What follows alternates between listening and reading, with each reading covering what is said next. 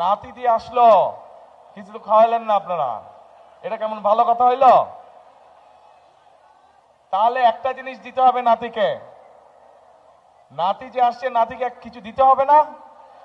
কি দিবে নানি বাড়ির লোক? হ্যাঁ, ভোট দেবেন।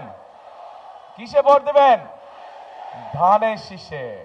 প্রিয় ভাই বোনেরা, উপস্থিত মুরব্বীবর্গ, মা বোনেরা, আজকের এই বিশাল নির্বাচনী জনসভায় আমরা সকলে এখানে একত্রিত হয়েছি। কেন একত্রিত হয়েছি আমরা?